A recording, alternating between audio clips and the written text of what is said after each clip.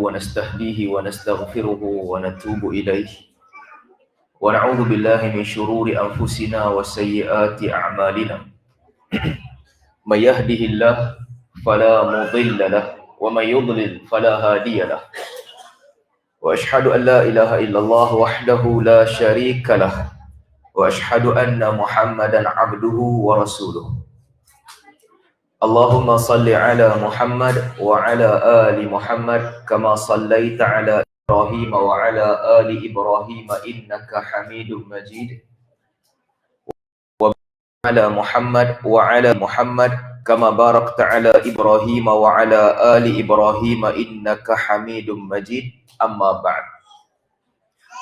Alhamdulillah, dengan izin dan juga limpah kurnia Allah Subhanahu wa taala, kita jumpa lagi hari ini untuk sesi Usrah Al-Khor yang seterusnya. Tuan-tuan, sekali lagi saya mengingatkan kita bersama untuk sentiasa doakan muslimin yang ditindas di Gaza. Jangan lupa, jangan tinggalkan, walaupun ada orang lain juga doa, jangan jadikan diri kita ni terkeluar daripada senarai orang yang berdoa kepada mereka, berdoa kepada Allah Subhanahu wa taala untuk mereka. Allahumma ya munzilal kitab wa ya mujriyas sahab sari'al hisab ihzimhum wa zalzilhum. Allahumma alayka bil yahudi sahayinah wa man ayanahum wa man nasarahum. Allahumma ansuril mujahidin wal mustad'afin. Allahumma asqihim wa at'imhum. Allahumma saddid ramyal mujahidin wa thabbit qulubahum wa aqdamahum. Allahumma alayka bil yahudi sahayinah. Allahumma alayka bi yahudi sahayinah. Allahumma alayka bihim. Allahumma ansuril mujahidin. Allahumma zalzilhum. Allahumma arini fihim halakahum. Ya Allah, ya mujibas sa'ilin, inna nas'aluka wa natawassalu ilayka bi asma'ikal husna wa bi sifatikal 'ulya an tu'inal mujahidin wa tu'inal mustad'afin. Allahumma sallit 'alaihim, Allahumma sallit 'alal yahudi sahayina kalban min kilabik wa tayran min tuyurik wa 'abdan min 'ibadika salihin. Allahumma amin ya rabbal alamin. Jadi tuan-tuan, sentiasa banyakkan doa dalam solat-solat kita. Saya suka ingatkan selalu, kalau orang perempuan yang solat di rumah, solat sendiri, boleh tambah kunut dalam solat masing-masing. Doakan mudah-mudahan Allah Subhanahu wa taala tolong orang yang ditindas, dan juga mudah-mudahan Allah Subhanahu wa taala beri kemenangan kepada mereka berdepan dengan musuh mereka. Itu yang pertama. Yang kedua, masuk tajuk kita hari ini. Saya sebenarnya suara tak ada hari ni. Oh, ini tiba-tiba tadi suara hilang. Jadi mungkin kita ringkas lah, kita pun tak panjang sangat. Cuma saya nak, sebelum kita masuk tajuk kan, tuan-tuan, dalam beberapa usrah sebelum ni saya sebut juga, kadang-kadang kita lihat, kita tak nampak jalan untuk kemenangan. Kita tak nampak jalan macam mana Allah Subhanahu wa taala boleh bantu dan boleh bagi kemenangan kepada orang Islam. Tetapi inilah sebenarnya sunnatullah di atas dunia ini. Allah tentukan beberapa kumpulan yang kuat sehingga dia mencapai kemuncak kekuatan sampai orang rasa yang tak ada siapa boleh kalahkan dia. Kemudian Allah hancurkan dia. Kenapa kita tak ingat? Sebab jangka hayat kita pendek. Kita tak nampak konflik yang berlaku ribuan tahun dahulu. Sedangkan Allah Subhanahu wa taala hukum dengan hukuman yang sama. Orang-orang yang zalim, dia akan naik, dia akan tinggi, dia akan sampai ke muncak. Apabila dia sampai ke muncak, Allah Ta'ala akan jatuhkan dia. Ini sunnatullah. Allah Subhanahu wa taala sebut tentang Ashabul Ukhdud. Ashabul Ukhdud, di zaman tu, ini kumpulan yang paling kuat. Dia menzalimi orang. Wa ma naqamu illa an yu'minu billahil azizil hamid. Mereka tidaklah memusuhi orang beriman, melainkan semata-mata kerana orang beriman ini beriman dengan Allah Subhanahu wa taala. Sebab tu je kena masuk dalam periuk besar, kena bakar dan dimatikan.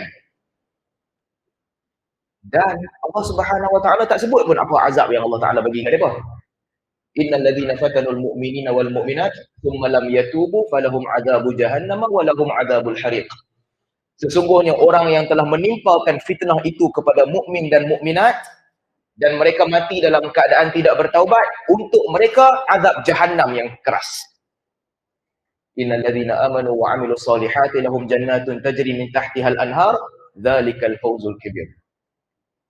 Sesungguhnya orang yang beriman dengan Allah Subhanahu wa taala, untuk mereka Allah Taala bagi syurga yang mengalir di bawahnya sungai-sungai dan mereka mendapat kemenangan yang sebenar.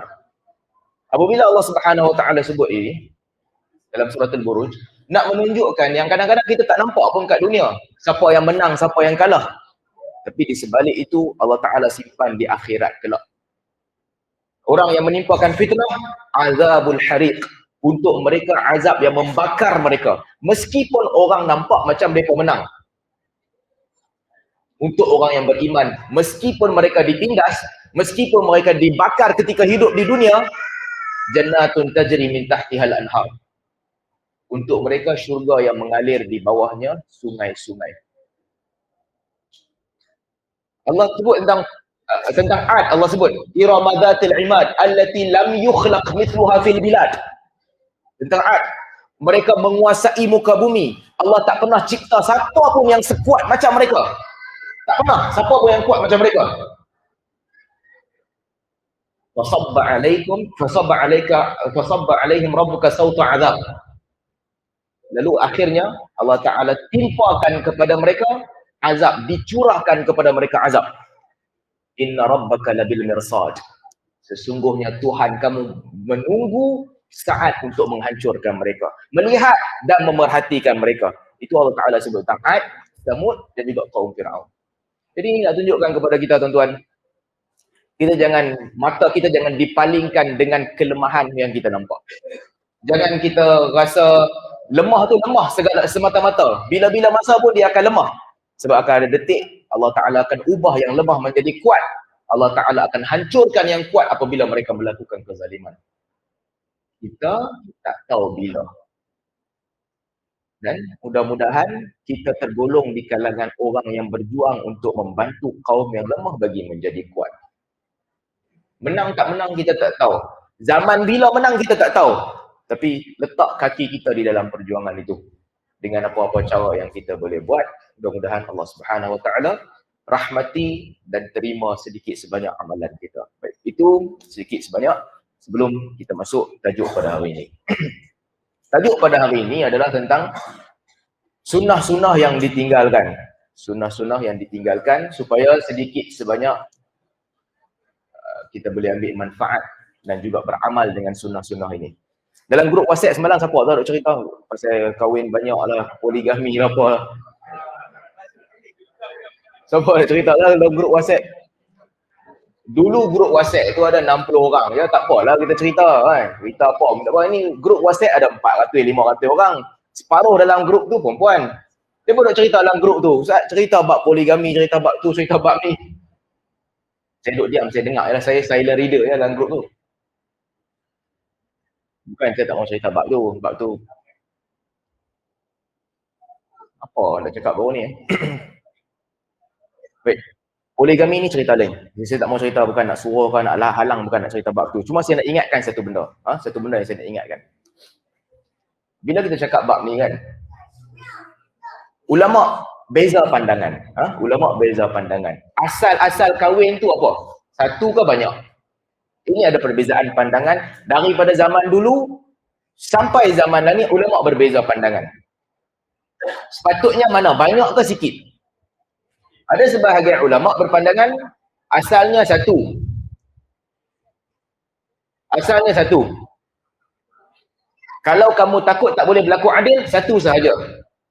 In khiftum alla ta'dilu fawahidah. Kalau kamu takut tak boleh nak fair kepada semua bini, kahwin satu. Sebahagian ulama lagi berpandangan tak? Asalnya adalah banyak boleh kahwin. 4, 2 ke 3 ke 4 itu asal. Kecuali bagi sesiapa yang dia rasa dia tak mampu, dia tak yakin dia mampu. Untuk dia satu sahaja. Ini ulama ada beza pandangan. Saya bukan nak cerita, daripada suruh cerita bab ni, kita cerita sikit sebelum kita masuk tajuk sebenar. Apa syarat nak kahwin banyak? Mampu. Apa maksud mampu? Ini contoh saya nak cerita bab ni kan. Ini salah satu sunnah yang ramai orang salah faham. Nanti saya akan cerita pasal apa. Apa maksud mampu?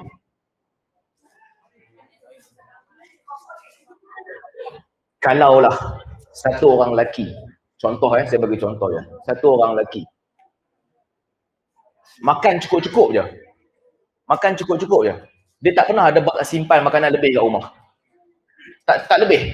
Hari tu ada makanan banyak tu, itu je dia makan. Tuan-tuan dengar betul-betul ni. Saya nak tanya soalan fatwa. Tuan-tuan jawab fatwa bagi kat saya. Satu orang yang apa yang ada dekat dia cukup untuk dia makan saja. Kadang-kadang sehari dia boleh makan 2-3 kali, kadang-kadang sehari dia makan sekali je. Dia dengan anak bini dia kenyang sehari sekali je. Untuk orang ni, dia mampu ke tak mampu kahwin dua? Mampu ke tak mampu?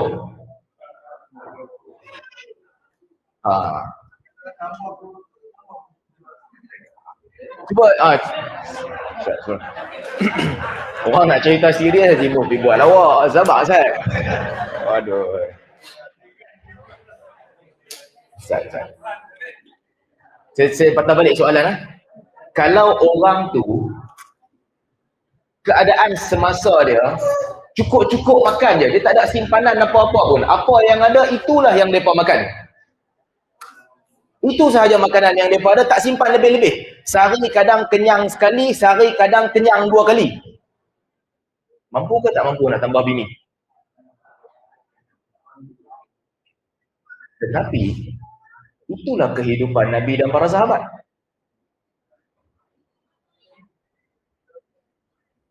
Kebanyakan para sahabat yang susah, bahkan Nabi SAW, Aisyah radhiyallahu anha kata, kami tak pernah makan dalam rumah Nabi kenyang 2 kali sehari.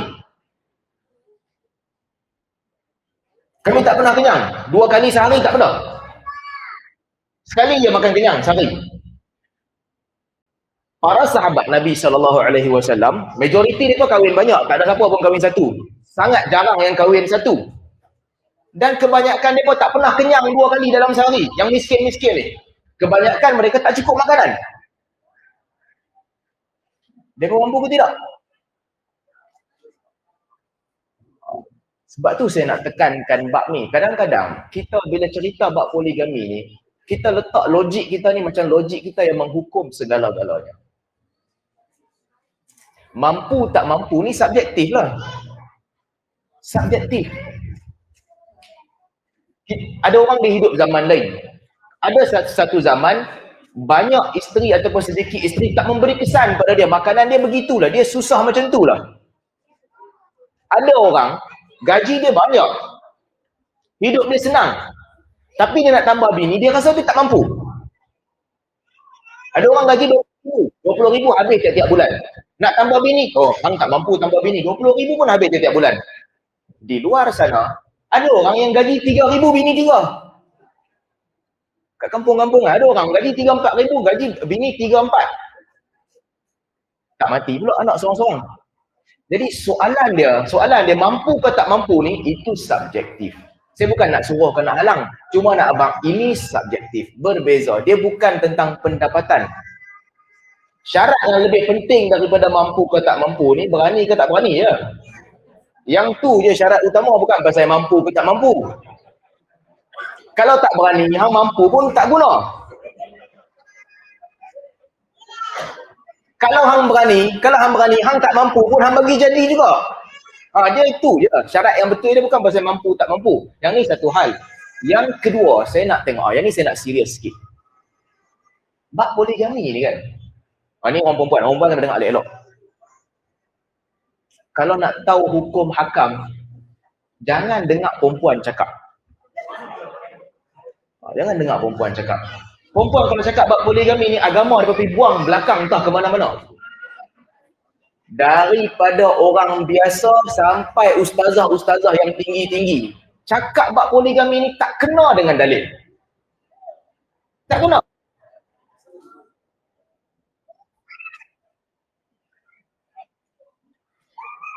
Ada orang kata, saya poligami saya tak boleh terima.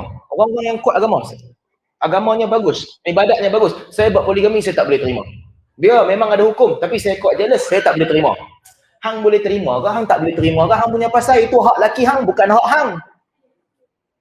Tak ada kena mengena dengan hang.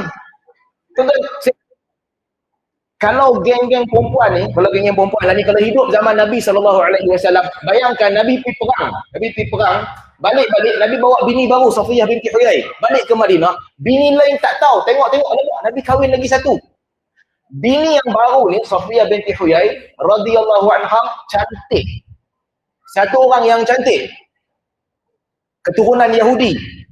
Kalau cerita ni bukan Nabi SAW, katakan orang lain, cerita ni sampai kat geng-geng drama pukul 7, dia penting maki tak cukup talam.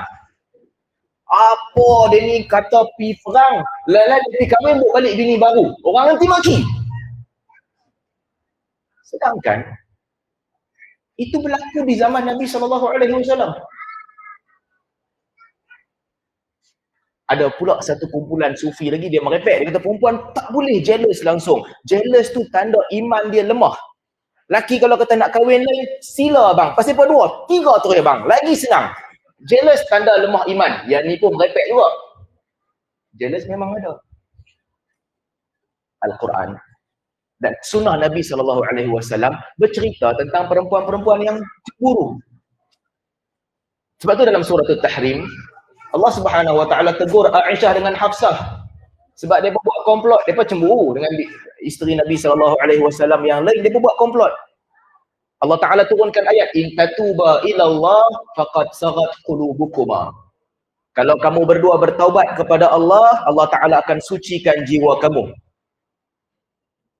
Kalau kamu tetap berkonfrontasi kepada Nabi SAW, sesungguhnya Allah, malaikat, Jibril dan salihul mu'minin biasa berdampingan dan bersama dengan Nabi. Jangan cari pasal, jangan terus melakukan konfrontasi terhadap Nabi. Allah tegur Aisyah dan Hafsah radhiyallahu anhuma sebab mereka buat tindakan tertentu disebabkan mereka cemburu. Mereka buat komplot. Nabi cuba pergi makan rumah lain, mereka kata yang tu buat mulut Nabi jadi bau, jadi mereka buat komplot sama-sama, buat sampai Nabi tak suka makan madu. Allah Ta'ala tegur. Jadi cemburu tu okey. Cemburu okey, memang ada. Apabila Nabi SAW kahwin dengan Hafsah, isteri-isteri lain cemburu. Apabila Nabi SAW kahwin dengan Juwairiyah, isteri-isteri lain cemburu. Ini ada. Yang kata perempuan tak boleh cemburu ni merepek juga. Memang biasa, itu biasa.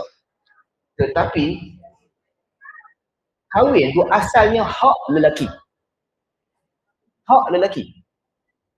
Kadang-kadang kan, ini bukan itu level atas, yang level bawah kadang-kadang orang cerita dalam TV, kononnya hak perempuan.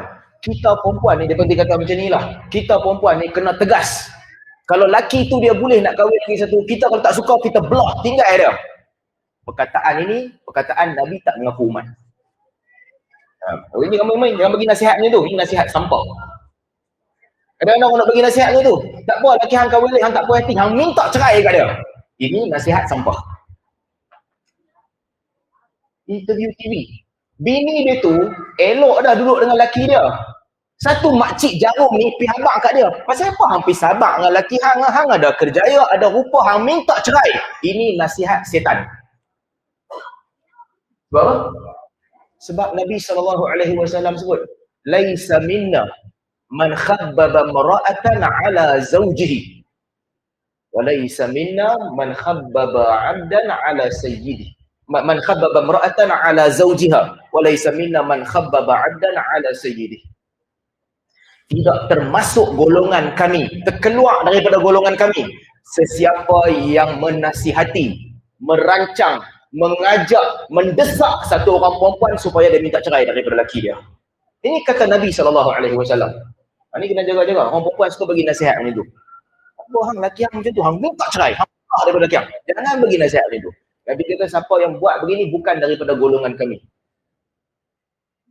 Demikian juga orang yang mengajar dan menghasut hamba-hamba untuk lari daripada tuannya, bukan daripada golongan kami.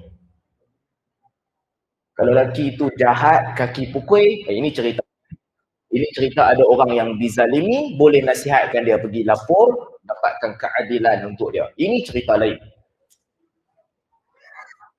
Laki dia kalau tak bagi nafkah langsung kat dia, boleh nasihatkan kepada dia, pergi lapor kat pejabat agama, boleh minta fasakh ataupun khuluk dan sebagainya.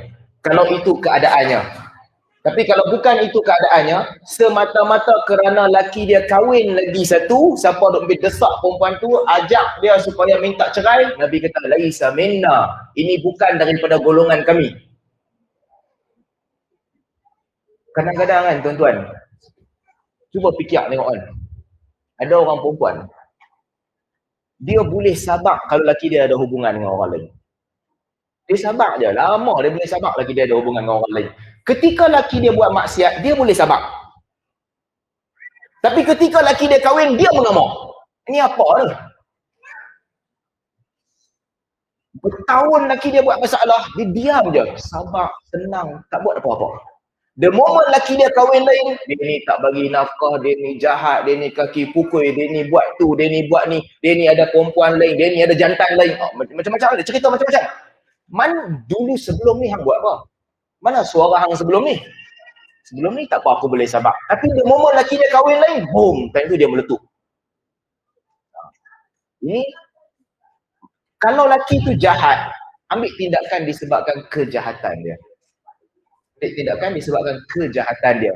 Kalau laki tu tak bagi nafkah, ambil tindakan kerana dia tak bagi nafkah. Yang tak bagi nafkah ni bukan bini 2, 3, 4 je. Bini 1 pun sama awak tak bagi nafkah, berapa ramai? Laki duduk rumah tak buat apa-apa, bini dia kerja, bini dia lah buat semua benda. Balik kena jaga anak dia apa pun tak buat. Ramai. Bini 1 je. Pau duit bini pun ramai. Bukan tak tolong, dia pau duit bini pun ramai. Tapi bini 1 orang sabar, orang tak kata apa. Tak apalah, dia pau pun tak apa, bini 1. The moment dia kahwin lagi 1, macam-macam cerita keluar. Ini kita kena jaga. Dan untuk perempuan, ini satu sunnah yang ditinggalkan. Satu sunnah yang ditinggalkan. Perempuan kena ambil sunnah ni, dengar dia elok. Kalau orang tu dah kahwin lagi 1. Apa nasihat terbaik? Nasihat terbaik adalah, ini fair. Tengok, sunnah Nabi SAW ni adil untuk kedua-dua pihak. Bini pertama pun adil, bini kedua pun adil. Sunnahnya adalah apa? Nabi SAW kata, la yahillu limra'atin tas'al talaqa ukhtiha litastafriga sahfataha. Tidak halal bagi satu orang perempuan meminta supaya saudaranya diceraikan, supaya pinggan makan dia seorang-seorang sahaja yang penuh. Ini kena kepada dua-dua. Siapa yang jadi bini muda, tunjuk belah sini, tak ada kena-mengena, tak ada siapa pun kat sini yang berani, tunjuk saja. Siapa yang jadi bini muda, jangan minta kepada laki dia untuk ceraikan bini tua. Nabi kata, la yahillu limra'ah, tidak halal untuk perempuan buat begitu. Hang nak kahwin, hang nak menikah, hang nak duduk dengan laki tu, hampir duduk. Tapi jangan sekali-kali minta dia ceraikan bini tua. Tak halal. Siapa yang jadi bini tua sama juga. Selagi laki dia tak kahwin, dia boleh buat susah. Dia boleh bagi susah. Laki dia plan nak pergi siam, nak pergi kahwin, hari nak kahwin tu dia pergi sembunyi pasport laki dia. Cari-cari tak jumpa. Tak jadi pergi siam. Selagi belum kahwin dia boleh buat. Dia boleh buat selagi belum kahwin. Dia pergi buat plan, dia pergi jumpa perempuan yang nak kahwin dengan laki dia. Dia pergi ajak perempuan tu. Dia kata, nanti kalau laki ni mai, hang kata kat laki ni, hang punya makanan kegebaran belacan. Sebab dia tahu perangai laki dia memang benci bau belacan. Akak nak bagi nasihat dekat hang ni. Abang ni cukup suka belacan. Kalau abang mai kat hang, dia tanya makanan kegemaran, hang kata belacan. Dia dah tahu dah laki dia tak suka belacan. Laki dia pun mai jumpa, dia nak kahwin dah. Sahaja kita pun baru kenal, nak tanya apa suka makan lah. Perempuan ni pun pergi dengar nasihat bini tua. Saya memang cukup suka belacan. Laki dia kata, tak jadi aku cerai, tak jadi kahwin, tinggal dia. Yang tu boleh ke tak boleh? Saya bukan nak kata boleh, tapi yang ni tak jadi kesalahan besar lagi. Sebab belum kahwin. Belum kahwin tak jadi kesalahan besar. Dalam hadis, tiap-tiap kali kita masuk bab ni, tiap habis terus masalah kita. Kat mana-mana pun sama. Dalam hadis, diceritakan bahawa pernah Nabi SAW nak kahwin dengan satu orang perempuan, nama dia Imra'atu Jun. Perempuan tu nama Imra'atu Jun. Isteri-isteri Nabi SAW ni, mereka tak sukalah perempuan ni mungkin elok, tapi dia tak berapa, dia ikut nasihat. Dia bagi nasihat dekat dia. Dia kata kat dia, kalau Nabi nak kahwin dengan Arab dahulu kan, budaya mereka, mereka akad. Lepas dah akad lama, baru mereka duduk sekali. Apabila Nabi SAW nak masuk duduk dengan kau, bacalah doa ini. Sebut perkataan ni. Allahumma inni a'udzubillah minka. Allahumma inni a'udzubillah minka. Aku minta perlindungan dengan Allah daripada engkau. Isteri-isteri Nabi yang lain bagi nasihat kat perempuan ni. Kalau Nabi mai jumpa hang ucap perkataan ni, hang bagus. Nabi suka. Dia pun dengar. Apabila Nabi SAW mai dekat dia, dia kata, ya Allah, aku minta perlindungan denganmu daripada Nabi. Nabi tak suka perkataan tu. Nabi tak jadi kahwin dengan dia. Jadi kalau belum kahwin, hadis ni ada ulama kata sahih, ada ulama kata dhaif lah. Cuma cerita dia, kalau belum kahwin, dia susah laki dia kahwin, dia boleh bagi susah. Dia boleh bagi susah laki dia kahwin. Tapi kalau dah kahwin, nasihat tadi tu terpakai juga kepada bini tua. Jangan minta laki dia untuk ceraikan bini lagi satu. Yang ni dua-dua belah kena. Yang muda pun jangan minta diceraikan yang tua pun jangan minta diceraikan yang muda. Adab, ini adab. Saya bukan nak buat cerita lawak ke, nak suruh ke, nak buat apa, nak bagi tuan-tuan gelak ke apa, cuma saya nak cerita bab adab ni kena jaga. Sebab sama ada asalnya orang tu kahwin satu ke, ataupun asalnya orang tu kahwin banyak, tapi bab adab-adab syarak ni tak berubah, dia mesti kekal. Jangan minta lelaki ceraikan perempuan lagi satu. Jangan hasut orang untuk minta cerai daripada lelaki dia. Ini semua hukum-hukum syarak. Kerana perempuan ni dia marah. Ada orang dia kaya. Bini dia pun kaya. Dia pun kaya. Bila kaya, dia kahwin lagi satu. Yang orang lain nak marah tu Zaibah. Apa kena mengenal orang lain nak marah? Tak bagus lah lelaki dia buat macam ni. Dulu masa susah, mereka susah sama-sama. Masa senang dia nak kahwin, dia kahwin dengan orang lain, bukan kahwin dengan kisah apa lah. Apa pun masalah dia? Ada. Ini masalah kebanyakan perempuan juga. Bila kena batang hidung dia okey je. Masa bila perempuan akan okey dengan poligami? Kalau dia jadi bini nombor 2, dia memang okey. Dia tak ada masalah. Banyak orang macam tu. Time kena dekat dia, dia pandai bersimpati. Dia boleh bersimpati kalau kena dekat dia. Tahu memanglah lelaki tu tak berapa senang sangat. Tahu hang memanglah hampa bahagia. Tapi kan susah nak cari lelaki yang bagus ni. Sebab ada duduk dalam penjara, ada kaki minum, ada kaki pukul, ada kaki dadah. Lelaki hang seorang je yang nampak macam elok. Alangkah okey kalau kita berkongsi kasih sayang. Sebab dia bini muda. Dia okey. Kalau kena pula time, dia duduk di posisi bini tua. Kadang-kadang benda ni dia tak jadi on the spot. Tunggu 20 tahun lagi. Tunggu 20 tahun lagi. Time tu dia jadi bini tua pula. Oh, dia pandai komen. Tak bagus lah pergi sondoi nak ambil lelaki orang. Cerita hang dulu mana? Mana pergi cerita tu? Ataupun kalau kena dekat anak dia nanti. Anak dia dah kahwin, laki anak dia nak kahwin lagi satu. Dia boleh bagi nasihat. Oh, tak baguslah, carilah yang bujang. Oh, time hang pandai bersimpati. Time orang lain simpati tu semua hilang. Ini bab-bab yang kena berhati-hati dan kena berjaga-jaga. Itu satulah. Cuma yang kedua saya nak cerita satu. Okey. Alang-alang dah ada tajuk kan, biarlah ada benda sikit kena dengan tajuk, tak kena langsung ni. Lain yang dipersuruh, lain yang kita buat. Apa? Topi. Saya tak mau cakap, tapi duk tulis dalam WhatsApp. Semua orang duk tulis. Ustaz cakap lah, cerita lah, apalah. Saya cerita lah juga sikit. Apa duk suruh. Baik, yang kedua tentang sunnah-sunnah yang ditinggalkan. Tuan-tuan, ini satu benda penting lah. Untuk kita nak cerita sebagai permulaannya. Sunnah Nabi SAW yang paling besar. Yang paling besar sehingga ada ulama, okeylah, sunnah, ada banyak takrifan untuk sunnah. Ada kata sunnah ni Nabi buat.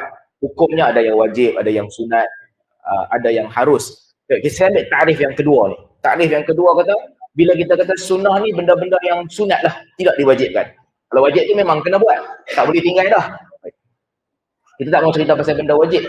Benda yang Nabi sangat tuntut untuk buat. Dan Nabi SAW anggap perkara itu sangat penting. Antara sunnah yang paling besar yang diajarkan oleh Nabi SAW. Nah, ni orang lelaki, untuk orang lelaki. Tadi kita bubuh orang perempuan, ni kita sudah pasal orang lelaki pula. Sunnahnya adalah solat jemaah. Kita bukan nak pinpoint ke apa, nak bukan. Ini kita nak muhasabah sama-sama. Okey, muhasabah sama-sama. Kita semua sama je. Ini satu sunnah yang sangat-sangat penting, melebihi kepentingan banyak benda-benda lain. Solat jemaah. Tak ada alasan untuk tak pergi solat jemaah. Melainkan kita kaum yang telah lemahkan agama kita. Tak ada alasan. Siapa sahaja yang mendengar azan, dia dengar azan, tak kira lah dia dengar azan suara muazzin tu kuat ke ataupun muazzin tu pakai speaker, masjid tu dia boleh sampai ke masjid. Tak ada alasan untuk tak pergi solat jemaah, melainkan dia malas. Ada dua masalah ni. Satu masalah, sebahagian orang dia tak pergi solat jemaah disebabkan dia tahu dia malas. Ini satu masalah. Sebab dia tahu dia malas, dia tak pergi. Dia kata, kalau kita dalam situasi ni, kita kena perbaiki diri kita. Kena. Mesti. Tak ada pilihan lain. Kena pergi juga solat jemaah. Sebelum kita cerita pasal apa sunnah lain kan, sunnah ni kena buat. Ada satu masalah lagi. Satu masalah lagi. Sebahagian orang, dia rasa solat jemaah ni tak penting. Ini masalah yang lebih besar. Kalau tak buat, kerana kita rasa kita malas, tak apa. Bukan tak apa. Artinya step pertama tu okey lah. Step pertama kita iktiraf, yang ni benda penting, yang ni benda yang mesti buat, tapi aku malas. Step pertama betul. Step kedua dia tak buat. Dia langkah sebelah kaki lah, sebelah kaki dia duk goyang-goyang tak jalan. Tapi satu langkah pergi depan. Tapi yang lebih bermasalah, langkah tak mau langsung. Dia duk rasa yang dia buat tu betul. Ini tuan-tuan kita kena perbaiki. Saya bimbang. Sebab dalam masyarakat kita diajar ataupun kita didoktrin yang sembahyang jemaah ni satu pilihan. Nak buat-buat, tak mau buat sudah. Doktrin ni salah. Doktrin ni salah dan bercanggah dengan agama. Doktrin ni bercanggah dengan agama. Contoh kalau saya buat ayat begini kan. Siapa yang setiap kali waktu solat, dia kumpulkan keluarga dia, anak dia, isteri dia, semua solat on time dalam rumah. Perbuatan ini, tindakan ini adalah tindakan orang yang kurang agama. Kalau saya kata macam ni secara terbuka, apa orang akan kata? Kalau tiba-tiba kan saya pergi ceramah kat mana-mana, saya abang ini, siapa yang tiap-tiap kali waktu solat, dia kumpul anak dia kumpul bini dia paksa semua orang, dia solat dalam rumah jemaah, ini perbuatan orang yang kurang agama. Apa orang akan rasa? Orang kata apa ustaz ni duk merepek ni, benda bagus, betul tak? Orang bila dengar kalau kita kata macam tu, orang kata apa dia ni buat macam ni? Dia ni ustaz ke siapa? Memanglah kena macam tu. Kan? Orang akan fikir macam tu. Ini nak menunjukkan apa? Nak menunjukkan betapa solat jemaah tu dianggap tak penting. Sampai masyarakat tak tahu. Orang tak tahu. Orang ingat apa? Orang ingat, tak apalah kalau kita kumpul anak, laki, bini dalam rumah solat, bagus dah tu. Tak betul. Berapa banyak orang perempuan kan, untuk adik-adik yang muda-muda ni, biasa orang duk cerita. Apa calon lelaki idaman? Satu, calon lelaki idaman, ramai orang akan jawab. Kalau orang yang biasa-biasa kan, saya tak kisah lah orang tu elok ke, kaya ke, tak kaya ke, elok ke, tak elok, tak apa. Yang penting dia boleh jadi imam untuk saya pun cukup dah. Betul tak? Orang akan kata macam tu kan, yang penting dia boleh jadi imam untuk saya pun cukup dah. Orang nak cari menantu sama juga. Saya nak cari menantu ni, menantu yang boleh buat jadi imam untuk anak saya pun cukup dah. Tak betul. Kita kahwin bukan nak cari imam. Tak perlu. Kahwin tu, duduk dalam rumah, bukan untuk orang tu jadi imam kepada bini ataupun anak-anak dia. Benda-benda begini, ucapan begini tersebar sebab terlalu jemaah dianggap terlalu ringan pada ramai orang. Dia anggap macam tak apa, nak pergi boleh, tak pergi pun tak apa. Ada orang dia buat jadual. Sebahagian tokoh-tokoh agama dia ajak jadual. Yalah, kita tak payahlah pergi sembahyang jemaah sentiasa kat masjid. Ada hari kita pergi jemaah kat masjid, ada hari kita kumpulkan anak-anak, kita solat kat rumah jemaah. Tak betul. Tak ada agama macam tu. Kadang-kadang dia bagi alasan logik. Yalah, isteri kita pun nak juga solat jemaah. Tak payah. Tak payah. Agama tak ajar begitu. Masa musafir, nak sembahyang jemaah dengan isteri, boleh sembahyang jemaah dengan isteri. Tetapi solat lelaki, sunnah Nabi SAW yang paling besar adalah lelaki solatnya di masjid. Dia jangan pakai logik otak kita. Otak kita nanti kata apa? Kesian kita orang perempuan tak ada pahala. Kita pun nak luka juga lelaki duduk kat rumah sembahyang jemaah dengan kita. Yang tu otak kita, syarak tak ajak macam tu. Isteri-isteri Nabi SAW dan isteri-isteri para sahabat dan juga anak-anak perempuan mereka, mereka tak rasa bapak mereka jadi imam sebab bapak mereka sembahyang kat masjid. Mereka tak rasa. Bahkan dalam hadis riwayat Al-Bukhari hadis riwayat Al-Bukhari, Nabi SAW sebut, laqad hamamtu an amura bis-salah fatuqam. Nabi kata, aku rasa macam aku nak buat something. Aku berkehendak supaya aku perintahkan orang menunaikan solat, memerintahkan solat, lalu didirikan solat. Aku teringin nak buat macam tu, Nabi kata. Aku nak supaya didirikan solat. Thumma ukhalifu ila manazil qaumin la yashhaduna salat. Kemudian aku pergi satu rumah kaum tak mai sembahyang yang duduk dekat rumah sendiri. Aku nak pergi ke rumah mereka satu persatu, wa uharriq alaihim buyutahum, dan aku bakar rumah mereka. Apa maksud Nabi SAW? Maksudnya ini benda yang betul-betul penting. Nabi kata, aku ni nak panggil orang mai sembahyang sekali, pergi sembahyang ramai-ramai. Lepas tu aku keluar daripada masjid, aku pergi rumah seorang-seorang, aku nak pergi tengok siapa yang tak mai, bakar rumah mereka. Kalau itu disebutkan oleh Nabi SAW, macam mana kita boleh kata, kalau kita buat jadual hari ni kita sembahyang kat masjid, esok kita sembahyang dengan anak bini kat rumah pula? Tak betul. Maghrib dengan isyak kita sembahyang kat masjid, Zuhur dengan Asar kita sembahyang dengan anak bini kat rumah. Tak betul. Jadi tuan-tuan, bila kita cerita tentang sunnah kan, ini satu sunnah penting yang nasihat untuk diri saya dan kita sekalian, kita kena amalkan. Solat jemaah. Kadang-kadang mungkin susah, jadual kita macam-macam kita nak buat dan sebagainya, tapi kita kena tekan diri kita. Tekan. Kadang-kadang mungkin kita tertidur ataupun terlena, tak apalah, hari yang tertidur tu kira okey lah. Hari yang tak tidur tu, solat jemaah. Ada hari kita penat, ada hari subuh kita bangun lambat, tapi hari yang tak bangun lambat, solat jemaah. Kita tak boleh bagi alasan. Kita tak boleh bagi alasan kata, tak larat lah, saya sentiasa subuh ni kena bangkit lambat juga. Sedangkan subuh winter dengan subuh summer tak sama. Ketika subuh summer yang awal, winter awal kan subuh summer awal. Ketika subuh summer yang awal tu, kita boleh bangun awal. Kita boleh bangun awal. Tapi alang-alang winter dah lambat ni, kita nak bangun lagi lambat. Lepas tu kita bagi alasan, saya tak boleh lah nak bangun awal. Bukan bang, hang boleh. Masa sama subuh habis pukul 4.40, hang bangun pukul 4.40. Lah ni masa winter, sembahyang subuh pukul 5 dekat masjid, hang kata saya tak boleh dah bangkit awal, saya nanti mengantuk. Apa hang mengantuk apa? Tak ada alasan. Ini sunnah yang kena buat. Kalau tak buat juga, kita masih orang Islam lah. Orang yang solat 5 waktu, Allah Subhanahu Wa Taala bagi kebaikan kepada dia. Dia dah solat 5 waktu. Sebagai Muslim, dia telah sempurnakan tanggungjawab asasi dia. Tapi kalau cerita pasal sunnah, benda-benda yang selain daripada kewajipan, ini yang paling utama. Ini kena jadi prioriti semua orang.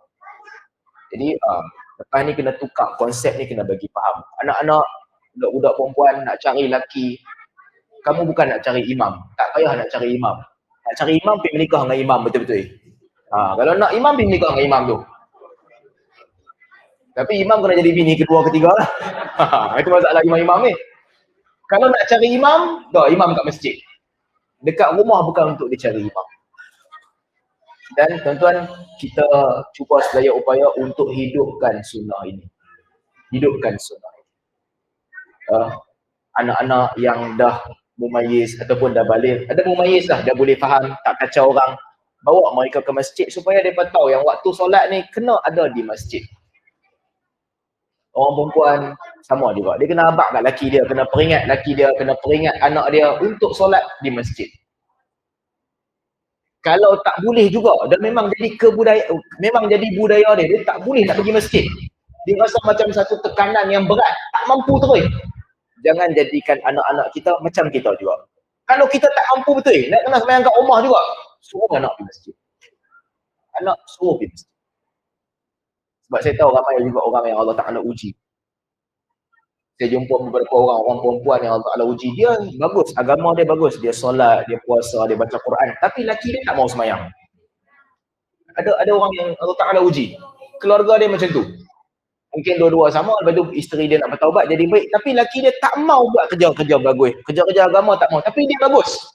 Jadi, kalau orang yang dalam situasi begini, suruh anak-anak lakukan kebaikan. Sunnah ni jangan tinggal.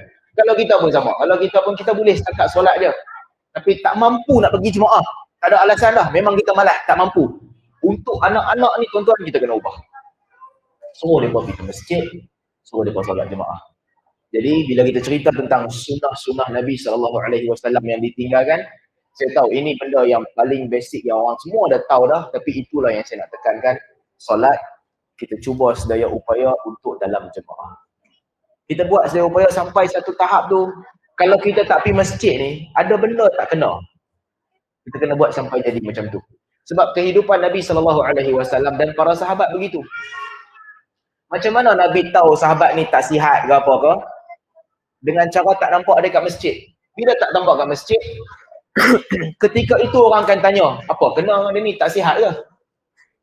Sebab dia tak pergi ke masjid hari tu. Zaman Nabi orang tak travel sesuka hati. Nak travel minta izin dengan Nabi SAW. Pergi perang, Nabi hantar pergi dakwah ataupun pergi meniaga musim perniagaan, mereka travel.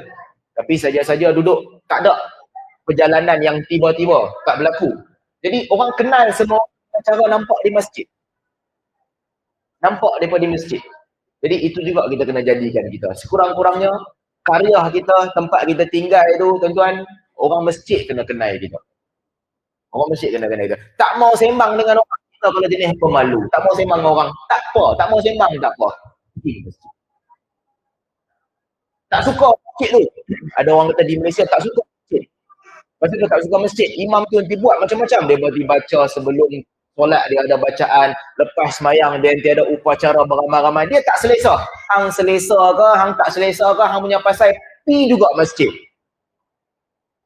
Kalau hang tak suka apa imam tu buat sebelum, hang tak payah join. Kalau hang suka lepas semayang semua orang duduk seorang-seorang zikir, tak bising, lepas semayang hang keluar pergi duduk seorang-seorang zikir. Tapi jemaah kena pergi juga. Tak kira hang pegang pun. Selagi mana imam tu Muslim lah. Dan juga selagi mana imam tu bukan berada di atas kesesatan. Beza pandangan, beza mazhab sikit ni, kena pergi juga.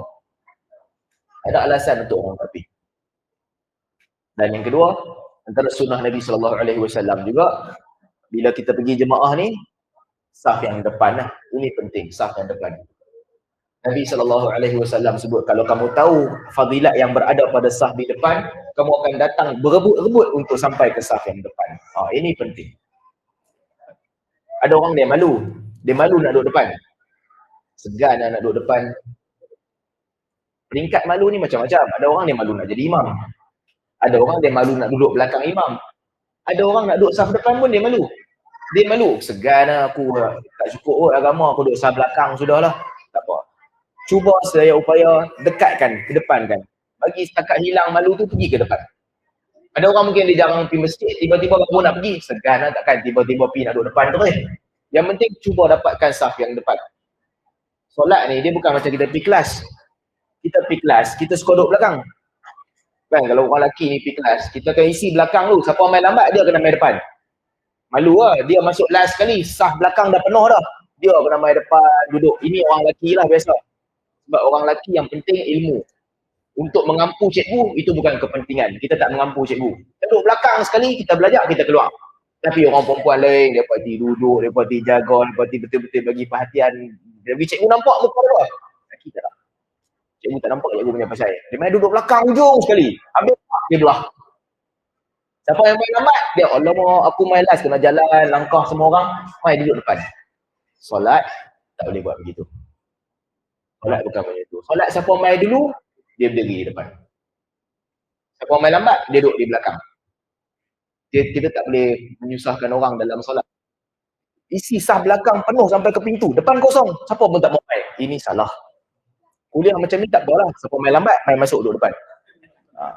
Tempat belakang tu kita cop siap-siap. Itu tak apa. Tapi dalam solat tak boleh buat begitu. Okay. Ini sunnah yang penting tentang solat berjemaah. Ada masa lagi tak? Kau apa lagi tak cerita? Baik. Di antara sunnah Nabi SAW juga. Ini sunnah dan juga tuntutan agama. Nabi SAW menuntut kita untuk tawadhu. Dalam hadis Nabi SAW kata, "Innallaha auha ilayya an tawadhu wa la yafkhar ahadun ala ahad." Sesungguhnya Allah memerintahkan kepadaku supaya kamu semua bertawadhu. Dan janganlah seseorang daripada kamu berbangga di atas seseorang yang lain. Macam Allah Subhanahu Wa Taala sebut dalam surat Al-Hujurat, la yaskhar qaumun min qaumin asa an yakunu khairan minhum wala nisa'un min nisa'in asa an yakunna khairan minhunna. Janganlah sebahagian daripada kamu menghina sebahagian yang lain, boleh jadi yang dihina tu lebih baik daripada yang menghina. Tawadhu. Ini tuntutan agama juga. Sunnah Nabi SAW adalah tawadhu. Nabi sentiasa merendah diri. Merendah diri ni kadang-kadang susah untuk kita buat sebab kita ada kehendak, sebahagian orang dia ada kehendak nak cerita ke orang apa dia ada. Dia nak cerita ke orang kelebihan dia ada. Sebelum kita cakap, kalau dalam jiwa kita tu ada perasaan nak cerita ke orang apa yang kita ada, jangan cakap. Jangan cakap. Sebab itu akan membawa kepada sukhriyah, memandang rendah kepada orang lain. Kalau itu untuk kita cakap, semua cerita pasal main rugby. Cerita pasal main rugby, Haji Azwina pun buka cerita. Dulu dia pandai main rugby sebab dia main, dia boleh tackle orang apa semua. Yang ni okey. Sebab kena tajuk tu. Tajuk tu kena dengan dia. Kebetulan dia pandai main rugby, dia cerita pasal rugby. Okey. Ini perbincangan biasa dalam kehidupan manusia. Begitulah perbincangan kita. Kita duk cerita pasal apa? Dia duk cerita pasal motor ke apa? Zahrin cerita kata dia buat motor. Sebab itu biasa, kena dengan tajuk. Okey. Duk cerita pasal tukar telefon ke apa ke, Kai cerita. Dia tiap-tiap bulan dia tukar telefon. Sekali dia pakai iPhone, sekali dia pakai Android. Sebab kena tajuk. Okey. Tapi yang tak bolehnya apa? Yang tak bolehnya kita simpan sikap yang kita duk rasa kita je sentiasa ke atas. Ini agama tak bagi. Nabi SAW pesan, aku diperintahkan untuk tawadhu. Orang cerita pasal makan, makanan dia paling sedap. Orang cerita pasal kenderaan, kenderaan dia paling sedap. Orang cerita pasal kekayaan, dia paling kaya. Orang cerita pasal anak-anak yang baik, anak dia paling baik. Orang cerita pasal laki tak keluar, tak buat apa-apa, duduk di rumah saja, laki dia paling baik. Apa sahaja orang cerita yang atas-atas, dia sahaja yang baik. Dia pergi duduk kumpulan lain pula, orang cerita pasal miskin, dia boleh berubah, dia paling miskin. Saya pun dulu miskin juga, susah. Hang ni apa sebenarnya? Orang cerita pasal kaya, hang kata hang kaya. Orang cerita pasal miskin, hang paling miskin. Orang cerita pasal senang, hang paling senang. Orang cerita pasal susah, hang paling susah. Tak boleh, agama tak boleh. sunnah Nabi SAW. Yang penting Allah memerintahkan Nabi untuk tawaduk. Letak kita ni di bawah. Rendahkan kedudukan kita dan jangan menghina yang lain. Jadi dalam apa sahaja keadaan. Ada sahabat tanya Nabi SAW, "Ya Rasulullah, macam mana kalau ada orang yang dia suka pakaiannya bagus? Dia suka pakaiannya bagus. Dia suka kasutnya bagus. Makanan dia suka yang bagus. Apa yang dia ada dia suka yang bagus." Nabi SAW kata, itu bukan takabur. Itu bukan takabur. Fa innallaha jamil yuhibbu jamal. Sesungguhnya Allah cantik dan Allah suka akan kecantikan. Itu bukan. Tapi jangan buat sesuatu untuk innamal kibr ghamtul haq, ghamtul nas. Kibr itu adalah memandang rendah pada orang lain. Yang ni tak boleh. Itu yang kedua. Dan yang ketiga, last kali saya nak kongsi. Antara sunnah Nabi SAW yang kadang-kadang kita terlepas pandang adalah Nabi SAW mengajarkan kita untuk menguatkan hubungan kita dengan Allah Subhanahu Wa Taala. Ini fungsi Nabi diutuskan. Untuk keluarkan manusia daripada kegelapan menuju cahaya. Untuk keluarkan manusia daripada syirik menuju tauhid. Untuk keluarkan manusia daripada bergantung kepada manusia kepada bergantung kepada Allah Subhanahu Wa Taala. Ini fungsi Nabi. Wa yada'u anhum israhum wal aghlal allati kanat 'alaihim. Untuk membebaskan mereka daripada ikatan dan belenggu yang mengikat mereka. Ini Nabi sallallahu alaihi wasallam. Apabila Nabi sallallahu alaihi wasallam duduk dengan para sahabat, biasanya apa Nabi buat? Nabi ajar mereka apa yang mereka perlu buat untuk dekatkan diri dengan Allah Ta'ala. Nabi ajar mereka. Abu Bakar datang jumpa Nabi SAW.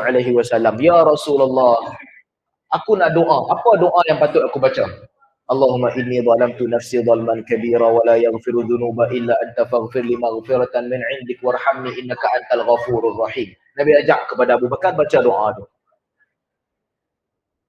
Dan demikian juga sahabat-sahabat lain bila jumpa Nabi SAW, Nabi ajarkan mereka apa yang boleh mendekatkan kedudukan mereka dengan Allah Ta'ala. Ada beberapa occasion, ada beberapa keadaan para sahabat datang kepada Nabi SAW minta Nabi doakan. Nabi doakan mereka. Ada sahabat yang buta, dia datang, dia minta Nabi doa untuk dia. Ada orang bawa anak kepada Nabi SAW, Nabi doakan untuk anak yang dibawa kepada Nabi SAW. Ini sunnah ni. Orang minta doa, Nabi doakan.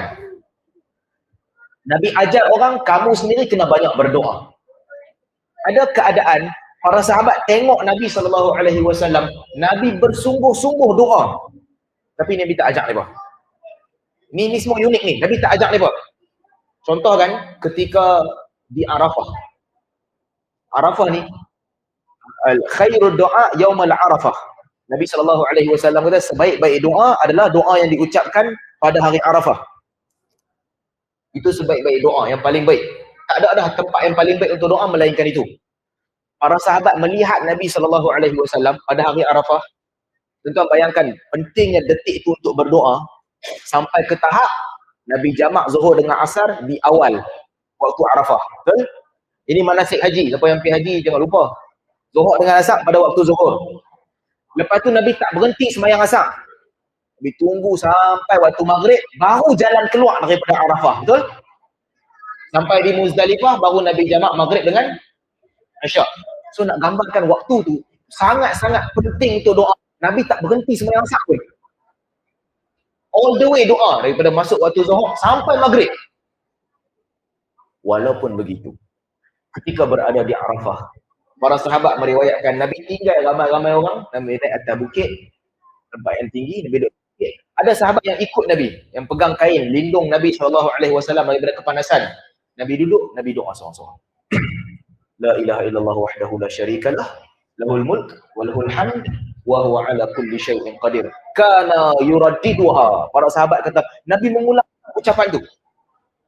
Dalam sebahagian riwayat disebut Nabi kata khairu ma da'autu wa da'a nabiyyin, sebaik-baik yang aku doa dan para nabi doa pada hari Arafah, la ilaha illallah wahdahu la syarikalah lahul mulk wa lahul hamd wa huwa ala kulli syai'in qadir. Nabi ulang-ulang, la ilaha illallah wahdahu la syarikalah lahul mulk wa lahul hamd wa huwa ala kulli syai'in qadir, sampai waktu maghrib. Maghrib Nabi turun, Nabi pergi jalan ke Muzdalifah. Ini sunnah. Kenapa saya sebutkan ni?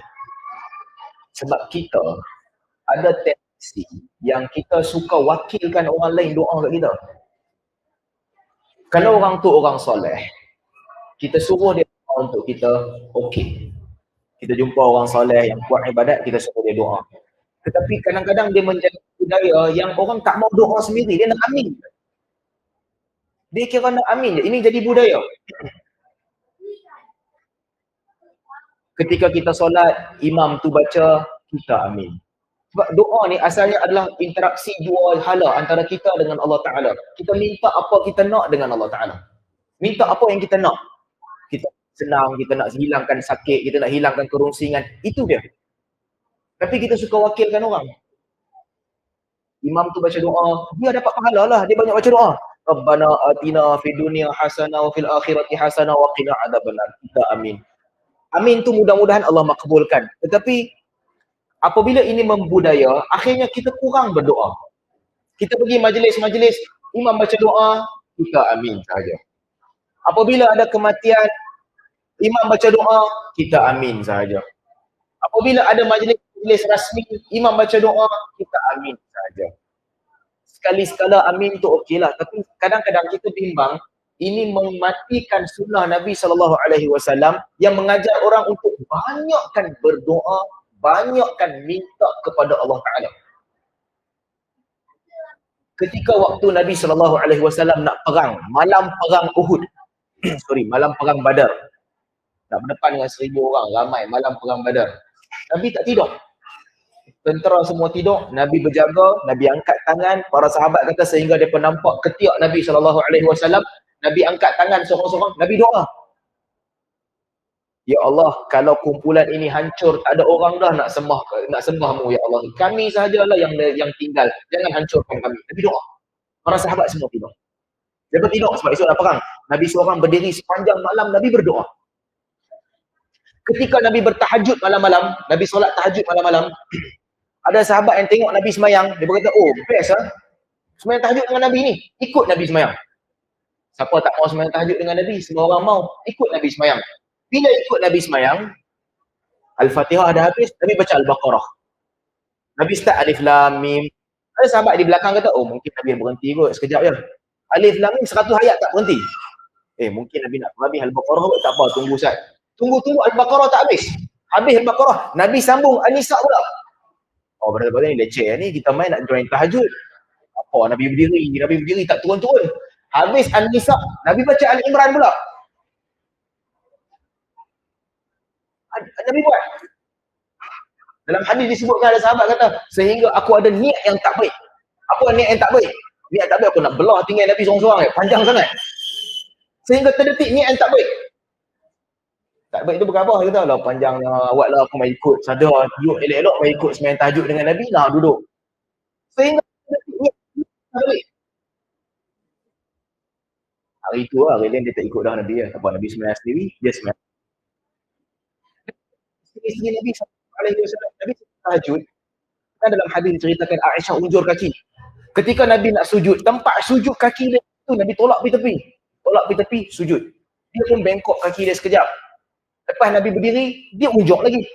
Bila Nabi nak sujud, kaki dia ni ada sini lagi. Nabi tolak pergi tepi, Nabi sujud. Sebab apa? Sebab option ni semua adalah waktu untuk kita personalize kita punya time dengan Allah Ta'ala. Ada kadang-kadang Nabi solat berjemaah dengan orang pada waktu malam. Tapi kebiasaannya isteri-isteri Nabi, mereka tidur, mereka bangun lewat sedikit, mereka solat sendiri. Nabi SAW punya solat, kebiasaannya jarang orang boleh ikut. Doa Nabi SAW ketika sujud, jarang orang boleh ikut. Sama macam berdiri, macam tu juga Nabi sujud punya lama. Jadi ini salah satu sunnah penting. Ingat, agama ni kena banyakkan hubungan langsung antara kita dengan Allah Subhanahu Wa Taala. Ini kita kena selalu buat. Banyakkan kita doa minta kepada Allah Subhanahu Wa Taala. Sekali-sekala occasion ramai-ramai, seorang baca doa, orang lain amin, okeylah. Tapi janganlah jadikan itu sahaja semata-mata time kita doa. Kalau kita pergi umrah, kadang kan, kita tengok orang tengah tawaf. Apa yang dibuat oleh Nabi SAW dan para sahabat, ketika mereka tawaf, tak ada siapa dua orang baca benda yang sama. Tak ada siapa. Tuan-tuan bayangkan, Nabi pergi haji last kali 100,000 orang lebih. Punya ramai orang tawaf, tak ada siapa pernah meriwayatkan apa yang Nabi baca. Tak ada siapa. Kecuali ketika rukun Yamani dengan Hajarul Aswad, Nabi baca Rabbana atina fid dunya hasanah wa fil akhirati hasanah wa qina azabannar. Lepas Hajarul Aswad, tak ada siapa meriwayatkan daripada dengar Nabi baca apa-apa. Tak ada. Menunjukkan apa? Ini semua momen individu. Orang dengan Allah Ta'ala apa dia buat. Kadang-kadang kita rasa kita lemah. Kan sebahagian jemaah, bila dia pergi manasik, mutawif tu ajar dia tak apa. Tuan kalau lemah tak boleh baca, no problem. Tuan ikut saya. 40 orang, seorang ketua kat depan. Rabbana, atina, fid dunya. Orang lain yang tengah baca doa, dia lalu-lalu kat kumpulan tu, fid dunya. Lemak tadi aku baca apa? Tiba-tiba fid dunya dah. Jangan buat begitu. Sebab ini bukan sunnah Nabi SAW. Bukan nak memperkecilkan amalan orang. Agama mengajar banyak keadaan orang tu dia bina hubungan individu dia dengan Allah Subhanahu Wa Taala. Kuatkan hubungan dia dengan Allah Subhanahu Wa Taala. Apa nak doa? Doa sendiri. Minta sendiri. Isteri-isteri Nabi SAW, mereka duduk di rumah dengan Nabi SAW. Nabi ajarkan mereka doa. Nabi ajar Aisyah, kalau jumpa Lailatul Qadar, ada doa yang dibaca ketika Lailatul Qadar. Artinya, antara suami dengan isteri pun, bukanlah selalu suami baca, isteri amin. Tak. Semua orang dah jiwa masing-masing. Jiwa dia nak kepada benda yang mungkin berbeza-beza. Dia minta sendiri. Mungkin laki dia nak anak banyak, dia doa kepada Allah Ta'ala, ya Allah kurniakan kepada aku anak yang banyak. Dia senanglah, dia tak beranak, dia nak je. Bini dia yang duk beranak susah, ya Allah sudahlah anak yang duk ada, jangan tambah. Jadi doa ni kontradik. Laki minta doa banyak, bini dia mungkin amin. Allahumma akthir mali wa waladi, ya Allah banyakkan harta dan juga banyakkan anak. Ini kalau dia tak ambil perhatian, amin sajalah. Kalau dia ambil perhatian, ya Allah, yang bab harta tu kau makbulkan, bab anak, sudah, yang duk ada sudah. Sebab hajat kita tak sama. Semua orang ada hajat masing-masing. Jadi, sunnah Nabi SAW yang penting juga, personalize moment dengan Allah Subhanahu Wa Taala. Selemah-lemah mana kita pun, ataupun sekuat-kuat mana kita pun, kita kena ada moment yang kita berbicara dengan Allah Subhanahu Wa Taala. Kita jangan jadikan orang lain sentiasa jadi perantaraan.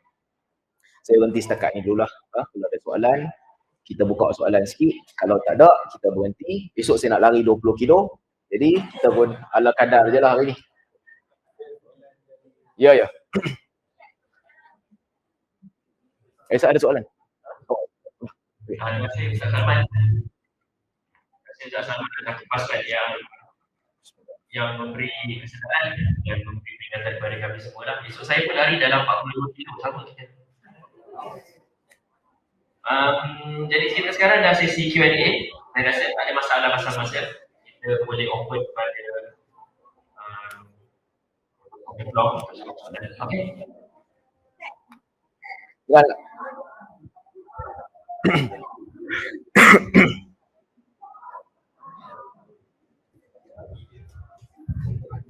Assalamualaikum. Assalamualaikum warahmatullahi. Ada sunnah yang katakan tentang apabila solat, maknanya surah yang kita baca tu, surah kena ikut turutan. Okey. Di antara yang para sahabat riwayatkan tentang bacaan Nabi SAW, apabila Nabi membaca surah, Nabi mengikut turutan. Dalam kebanyakan solat begitu. Sama ada surah yang sama, Nabi potong menjadi 2, rakaat yang pertama dan rakaat yang kedua, ataupun kebiasaannya Nabi SAW bila membaca surah-surah yang pendek, wal fajr wasyamsi waduhaha, di belakang-belakang ni apa nama, yang paling Nabi SAW suka al-a'la, sabbihisma rabbikal a'la, hal ataka hadithul ghasyiyah. Surah-surah begini yang Nabi suka baca dalam solat. Bahkan Nabi pesan kepada imam, banyakkan baca surah begini. Kalau jadi imam sembahyang fardu, jangan duk baca tiba-tiba membaca Al-Imran ke Yasin ke apa, kesian makmum kat belakang. Nabi ajak. Ada sahabat Nabi yang baca panjang, Nabi tegur dia. Tapi itu untuk sembahyang fardu je. Sembahyang tahajud lain. Hampa nak, hampa ikut aku, hampa tak mau, hampa banyak pasal. Nabi memang baca panjang. Sembahyang fardu semua orang kena ikut, Nabi baca yang belakang-belakang tu kebanyakannya. Apabila Nabi SAW baca, di antara sunnahnya adalah mengikut urutan. Mengikut urutan di dalam mushaf. Jadi yang dahulu didahulukan, yang kemudian dikemudiankan. Bahkan di dalam solat-solat yang pendek, ada solat pendek yang para sahabat kadang-kadang tak tahu, tak sempat nak ikut. Nabi punya cepat sangat solat tu, sehingga para sahabat tak tahu Nabi baca ke tidak. Ada solat yang Nabi duduk sekejap je, dah habis solat tu Nabi bangun terus. Antara yang paling pendek ni 2 rakaat sebelum subuh. Cepat sangat. Dan juga beberapa solat yang lain. Dan di tempat-tempat yang solat sunat begini, contohnya selepas tawaf dan sebagainya, Nabi baca tetap mengikut urutan. Rakaat pertama, qul ya ayyuhal kafirun. Rakaat kedua, qul huwallahu ahad. Mengikut urutan. Kecuali ada kes di mana Nabi SAW membaca antara 2 surah. Surah yang lebih panjang tu kedudukannya di belakang. Surah yang lebih panjang kedudukannya di belakang. Surah yang lebih pendek di depan. Ada riwayat menyebutkan Nabi membaca surah yang lebih panjang dahulu untuk rakaat pertama yang lebih panjang. Dalam kes macam tadi, ketika Nabi solat tahajud, Nabi baca Al-Baqarah, kemudian An-Nisa, kemudian Al-Imran. An-Nisa lebih panjang daripada Al-Imran. Dalam sebagai riwayat disebutkan Al-Baqarah, An-Nisa dan juga Al-Imran. Jadi itu juga boleh menjadi pertimbangan. Ala kulli hal, ringkasnya bacaan dalam solat ada dua pertimbangan. Satu, pertimbangan mengikut urutan di dalam mushaf. Yang dahulu didahulukan, yang kemudian dikemudiankan. Pertimbangan yang kedua, yang panjang didahulukan untuk rakaat pertama, yang pendek diletakkan pada rakaat yang kedua. Itu juga boleh. Contohnya rakaat pertama dia nak baca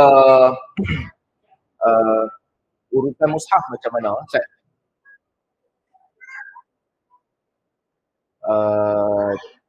Selepas amma yatasaalun, lepas tu wan nazi'ati gharqa, kemudian abasa wa tawalla, lepas tu apa tu? Wasyamsi waduhaha. Bukan. Idza syamsu kuwirat. Lepas tu apa tu?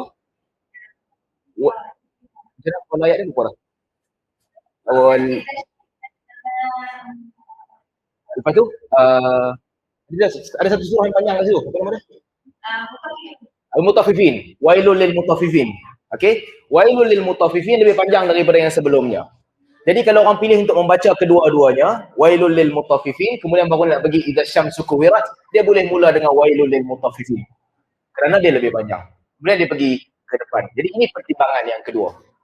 Pertimbangan yang pertama adalah mengikut urutan. Kedua-duanya boleh. Tapi kalau kita baca surah-surah yang pendek sahaja, biasanya apa nama, inna a'tainakal kautsar wal 'as wa apa li'ila fi Quraisy. Ini tuan-tuan ada masa buka mushaf, cek lah mana yang dahulu, mana yang kemudian. Alang-alang memang semua dah pendek dah. Jadi kita tiap-tiap hari duk baca, paling-paling ada masa cek tengok surah mana yang perlu didepankan, yang mana perlu dibelakangkan. Wallahu a'lam.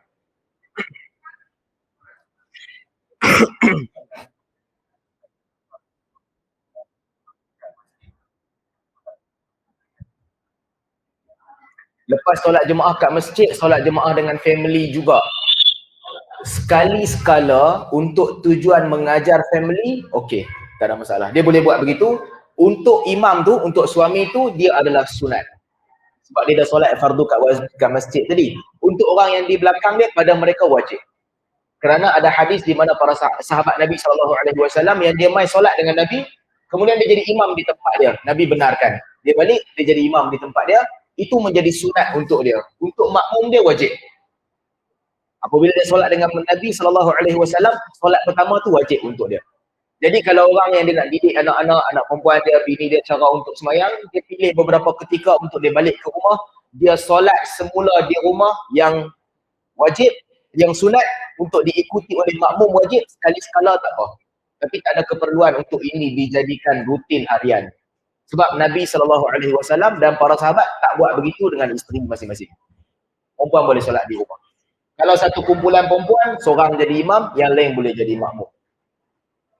Ikut mazhab majoriti yang kata suara perempuan bukan aurat, perempuan yang jadi imam, dia boleh baca kuat sikit, yang belakang dia boleh dengar.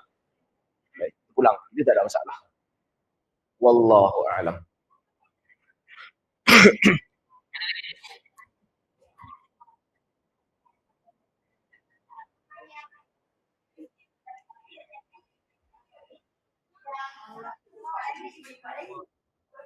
Aha.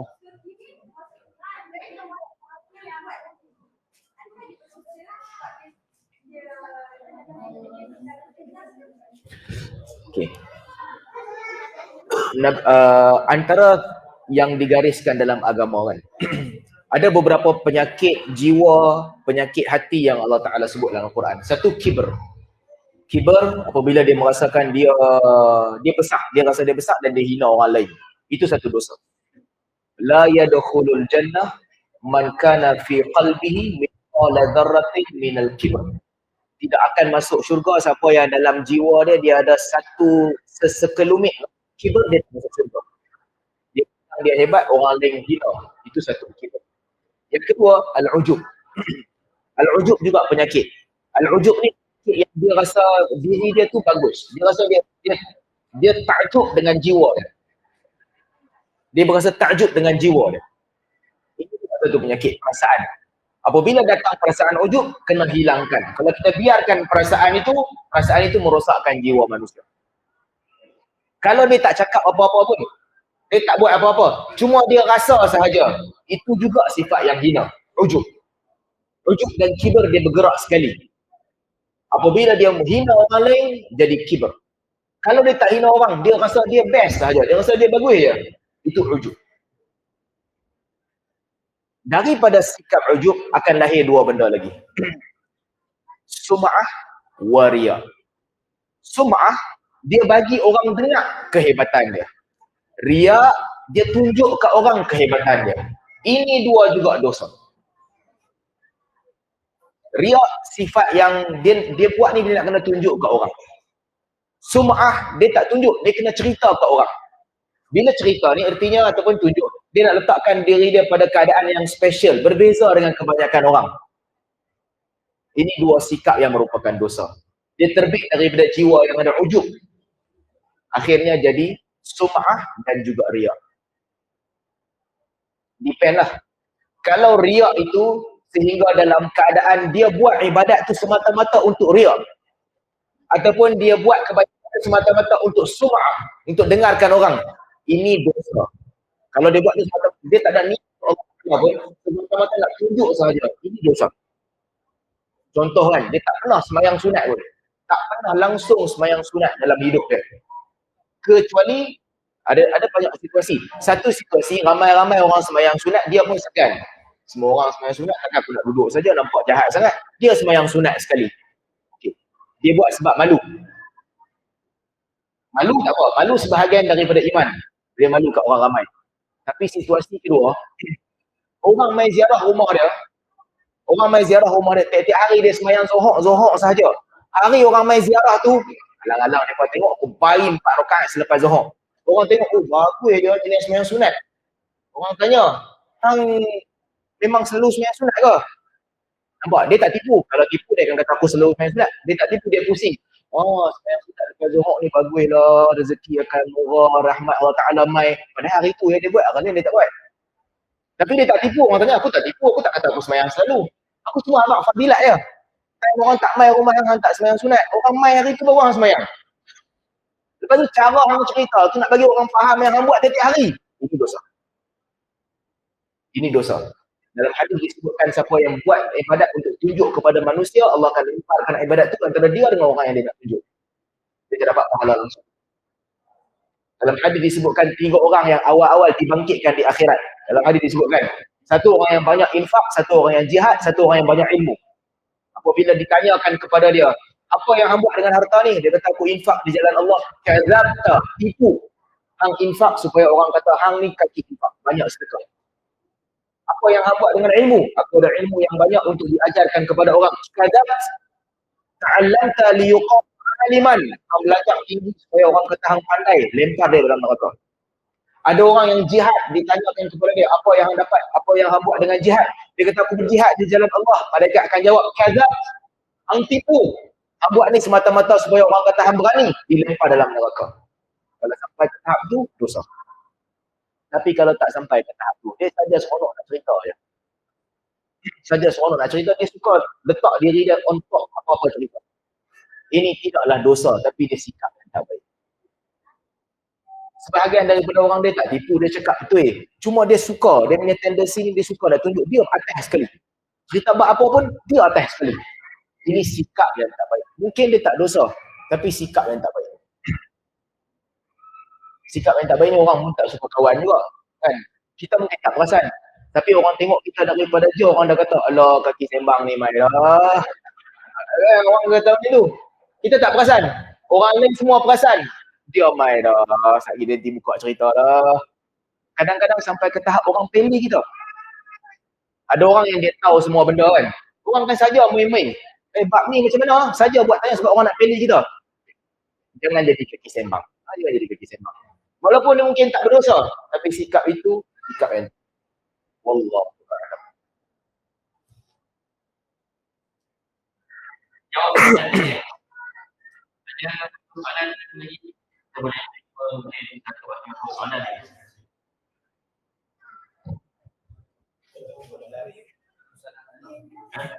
Lari. Sama lah kita Ustaz.